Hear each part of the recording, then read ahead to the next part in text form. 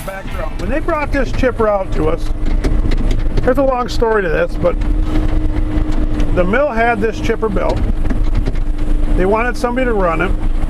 It didn't work out. So wonderful Charlie over to Morbark called up Mike and says, hey, why don't you try out this new flail we got? Because when it comes to these flails, they don't build these flails and have them sit in their factory and then sell them.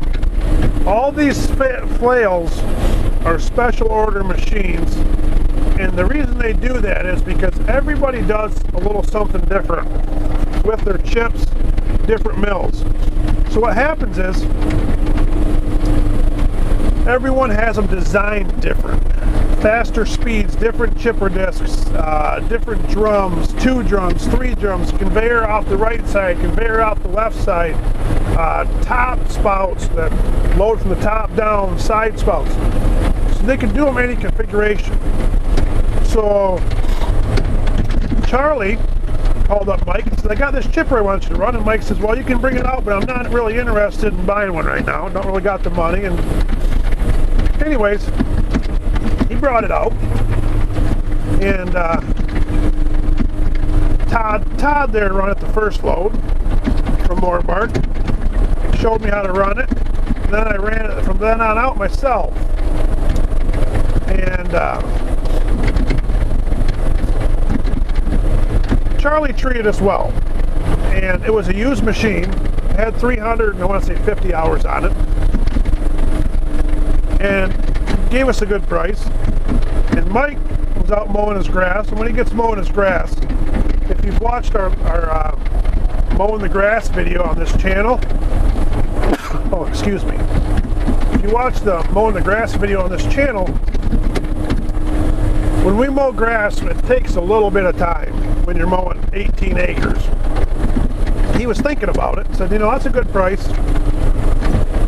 And so anyways, we got it. And before we got it, Mike says it had to go back to the factory. It had a little bug on the electrical system up here. So with that little bug, it had to go back to the factory. And Mike said, you know, when it goes back to the factory, they can change it to a foot swing if you want. And I really didn't want to. So we didn't end up changing it. And Mike wanted a foot swing, and here's what happens.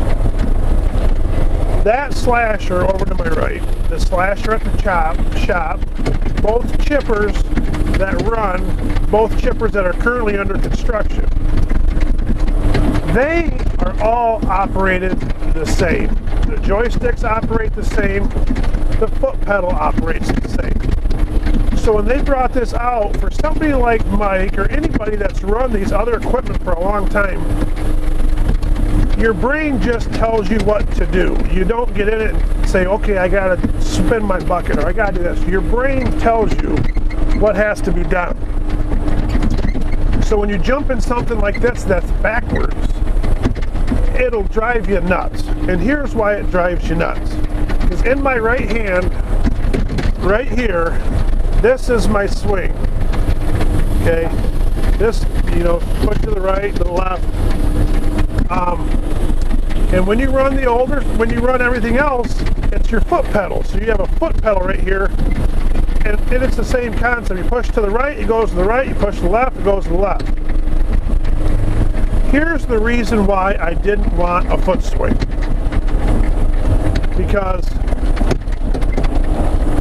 I would get out of that other chipper we got, and I would have to stand next to the cab for about 2 or 3 minutes to get feeling back in my toes and my feet, because my feet and toes would go numb from that going back and forth, back and forth, back and forth with my feet. So I had to be careful getting out of that thing, because you could almost fall off the side of it because your legs were numb and you ain't thinking about it. You just jump out, because they're not necessarily numb when you're sitting here, but you go to stand up and your legs are all weird. One thing it also did was it made my back feel a lot better, which is what you hear with these people that put the foot swing in your joystick. Now, when you jump in that slasher, and when you jump in all our other equipment that has a loader on it, including the log truck, you're right here that I'm using to swing is your bucket spin, also known as your grapple spin. Ow. What that does is when I go to grab this piece of wood right here and I want to spin the bucket a little bit, I just tap this right here. But when you're running this thing and you tap it right here, it's kind of like this, and then you try to go back and you can't figure it out. You're bouncing all over and you're bouncing off the walls and it's just chaos in here. So for somebody that's run a foot swing, I don't like to sit in here and teach them how to run it. I'll sit in here for about 5 minutes and I say, I gotta get out because I keep hitting my head off the windshield off the other side. So it's not a big deal, it just takes time to learn it. Okay? So when I pull back here, you see what happens, that goes out. And when I pull back here, this whole thing goes up. So if I pull both of them back, when I pull it back, everything goes up. And I push it down, everything goes down. So one thing you learn when you're running this chipper is, when you're running these chippers is, everything you're gonna do is opposite. If you wanna go grab wood, this is what you're gonna do. You're gonna pull back and push forward. You're gonna go like this, okay? Go back and push forward. And when you want it to come to you, you just do the opposite. You're pulling it like this.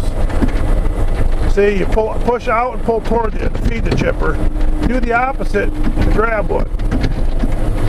So you're just doing this all day long, pretty much. Everything's opposite. When you're going to grab wood, you're pushing one out, pulling one to you. So just like when I grab these two pieces here, I got it right here. I'm going to push this one out, pull this one to me ever so slightly, and it feeds right in there like it's supposed to be. And then to go grab wood, I'm going to pull this one back and push this one out, and it drops right down where I want it. That's the loader controls in this thing. This right here is my bucket, is my grapple open and close. And the hardest part to learn with this chipper is my right joystick right here.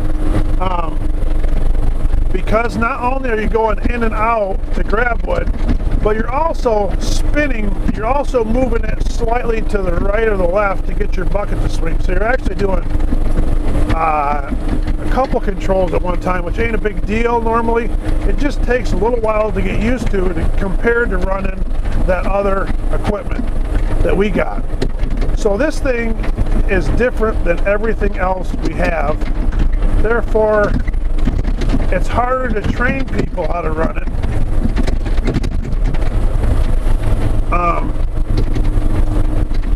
Because it's not like anything else. So you kind of got to train certain people to do it. And it's also hard to train people to do it because this, when I take a day off and you have to maintain this thing, you got to find the right person to do it. So that's kind of the loader controls. Now on my joysticks, I may have talked a little bit about it before, but I got 6 buttons on each joystick. Plus I got triggers right here. I got 2 triggers. This trigger on this one will stop my feed wheel. See them stop? If I hold that one and hold this one, see it come out? It'll go in reverse. So that's both triggers there. So I got 2 triggers, 6 buttons on each joystick. This button is my scroll button. This controls my computer screen. I can scroll through the whole thing at a touch of a finger. These 2 buttons here are my 3rd yoke, up and down. I can control it up, I can put pressure down. These 2 here are my 2nd yoke, same thing, up and down. That's why I wear this out so much. See that wear spot right there? I'm constantly, I'll push both of them at the same time. I got a certain... Blah, blah, blah, talking to the camera, blah, see? Blah, blah, blah, jealousy. Jealous? You sound like a certain presidential candidate of the female persuasion. I'm shutting him off. So this one, next one is my Flail Reverse. That really doesn't do anything, I don't believe. I've never reversed my flails before, never needed to. On my right joystick, the 2 buttons right here, the 2 outer buttons on this joystick, that's my bucket spin. So that's why the wear spot's so good on those, because I'm constantly spinning my bucket around some way. And then it's also got two buttons right here are for my first yoke. I got 3 yokes, 3 feed wheels that are above the bottom feed wheels that go up and down. We call them yokes.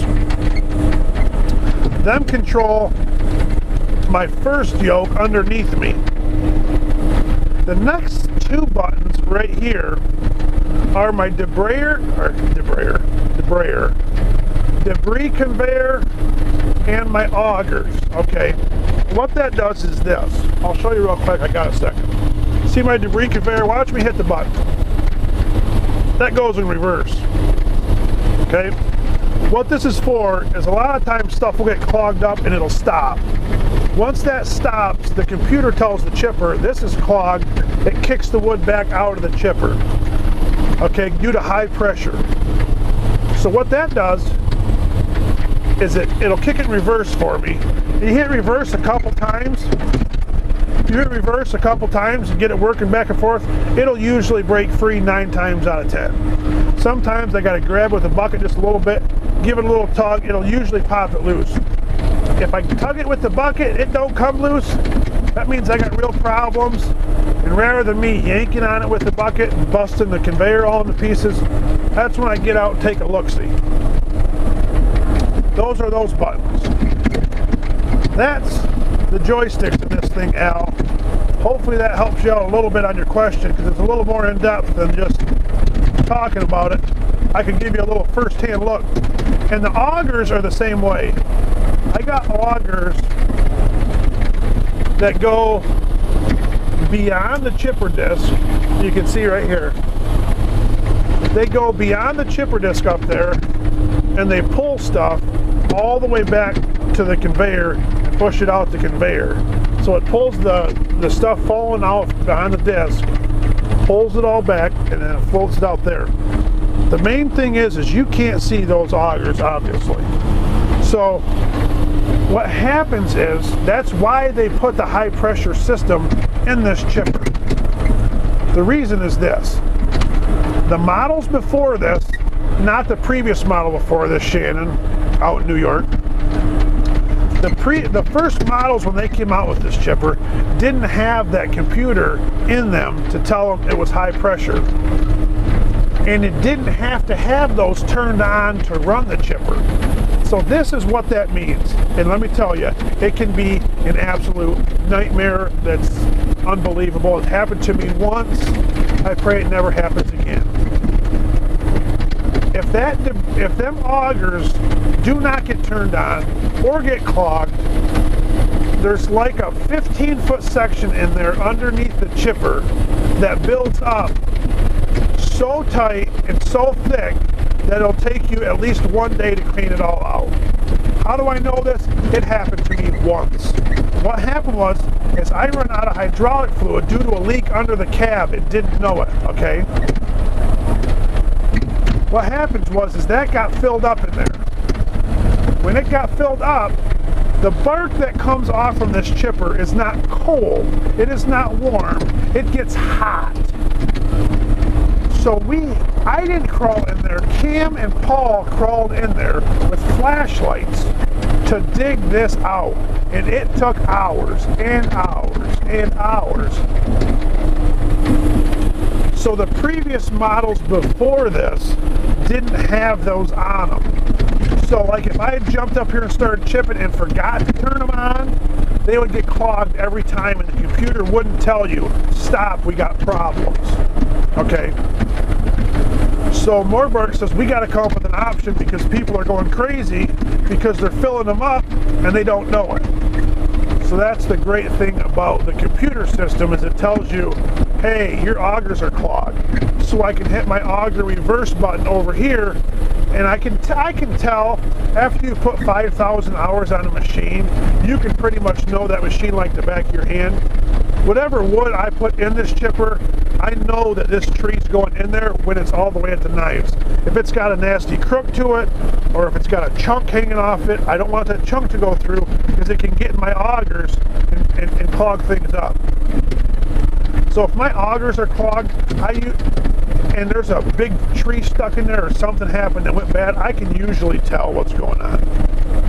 But if you didn't have a computer telling me, this thing won't even chip, period, unless the conveyor's on and the augers are on. I can run it without the flails on, but I can't run it without those two things on.